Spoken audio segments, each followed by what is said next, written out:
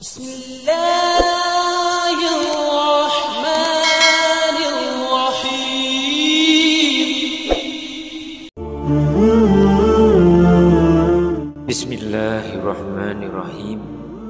Assalamualaikum warahmatullahi wabarakatuh. Syukur alhamdulillah kita masih dipertemukan kembali di channel ini. Salawat dan salam selalu dan tetap tercurahkan kepada junjungan kita Nabi besar Muhammad sallallahu alaihi wasallam.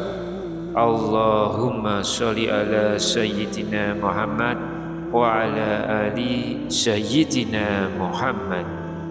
Harapan dan doa saya semoga sahabatku semuanya selalu diberikan kesehatan, dilapangkan rezekinya, diampuni dosa-dosanya, dipanjangkan umurnya, dan semoga kita tidak mati kecuali mati dengan beriman dalam Islam. Dan sempatkanlah menuliskan sholawat di kolom komentar, insya Allah akan menjadi bukti cinta kita kepada Rasulullah Muhammad sallallahu alaihi wasallam. Semoga kita semua mendapatkan syafaat beliau di akhirat kelak. Amin ya rabbal alamin. Sahabat seiman yang dirahmati Allah, pada umumnya sifat tergesa-gesa adalah sifat yang tidak baik, bahkan termasuk dalam kebiasaan setan. Namun dalam kondisi tertentu syariat sendiri menganjurkannya. Pasalnya ada 5 hal dalam pandangan syariat yang memang harus disegerakan atau buru-buru dilakukan. Dalam hal ini kita bisa melihat kelima perkara ini dalam kitab Hilyatul Aulia yang ditulis oleh Al-Hafiz Abu Naim. Lantas apa sajakah kelima perkara yang harus disegerakan? Yang pertama, menyambut dan memuliakan tamu. Menyambut tamu termasuk salah satu sunnah Rasulullah sallallahu alaihi wasallam. Perintah dan keutamaannya pun cukup banyak diutarakan dalam hadis. Di antaranya, siapa yang beriman kepada Allah dan hari akhir, maka muliakanlah tamunya. Hadis riwayat Malik. Oleh sebab itu, jika dalam kondisi tertentu sikap tergesa-gesa itu kurang baik, maka dalam memuliakan dan menyambut tamu ini justru baik dan terpuji, bahkan dianjurkan oleh syariat. Kemudian yang kedua, mengurus jenazah. Dalam kondisi normal, kita dituntut oleh syariat untuk menyegerakan dalam pengurusan jenazah, mulai dari memandikan, mengkafani, menyolati, dan menguburkan. Keutamaannya sangat luar biasa, terutama jika yang akan dimakamkan adalah jenazah dari orang mukmin dan ahli kebaikan. Dalam sebuah hadis dijelaskan, sesungguhnya balasan pertama kali seorang mukmin setelah kematiannya adalah diampuninya dosa semua orang yang mengantarkan jenazahnya.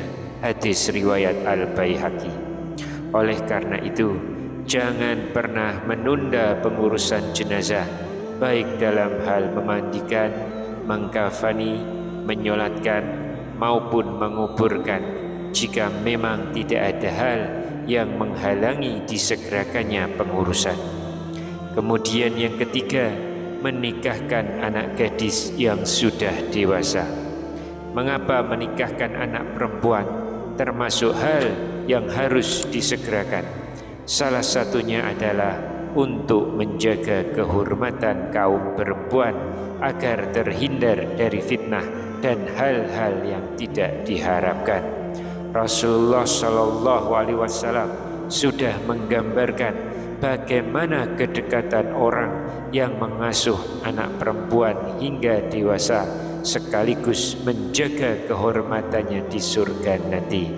Adapun bunyi hadisnya secara lengkap, siapa saja yang mengasuh 2 anak perempuan hingga keduanya berusia baligh, niscaya aku dan dia akan datang pada hari kiamat seperti ini, seraya beliau menempelkan kedua jarinya. Hadis riwayat Muslim dan At-Tirmizi.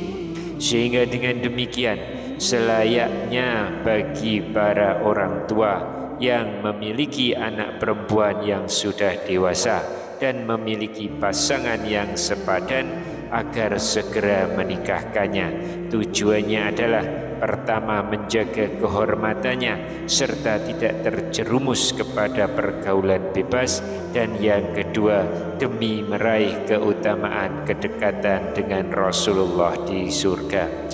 Namun tentunya kita harus lebih bijak dalam menyikapi anjuran ini, karena berdasarkan Undang-Undang Pernikahan Republik Indonesia nomor 16 tahun 2019 bahwa usia minimal pernikahan anak itu adalah 19 tahun, baik untuk anak laki-laki maupun perempuan.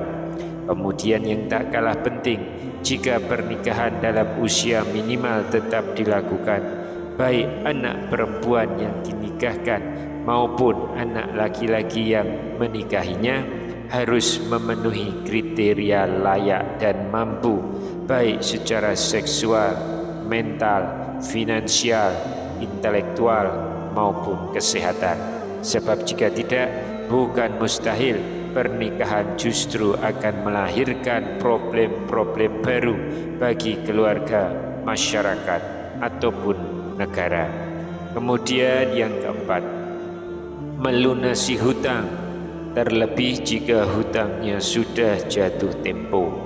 Syariat Islam menganjurkan kepada kita untuk segera melunasinya. Selain itu, melunasi hutang juga memiliki banyak hikmah dan manfaat. Di antaranya, melepaskan diri dari tanggungan, meraih ketenangan hati, menjauhkan prasangka buruk dan perselisihan, menjaga hubungan baik dengan pihak yang berpiutang, mencegah beban keuangan yang berlebih, dan lain sebagainya. Banyak keterangan yang menyebutkan bahwa orang yang lalai atau bahkan tidak sampai melunasi hutangnya akan mendapatkan sejumlah balasan yang buruk, mulai tergantungnya nasib di kemudian hari, pahalanya diambil untuk melunasi hutang, hingga jauh dari balasan surga. Na'udzubillahi min dzalik. Kemudian yang terakhir, yang kelima, perkara yang harus disegerakan dalam pandangan syariat adalah bertaubat ketika sudah berbuat dosa. Terlebih usia seseorang tidak ada yang tahu, kematian bisa datang kapan saja.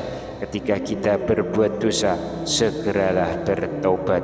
Perlu juga dipahami, setiap kita berbuat dosa, maka hati kita menjadi ternoda dan menghitam. Alangkah bijaknya kita hentikan semua perbuatan dosa.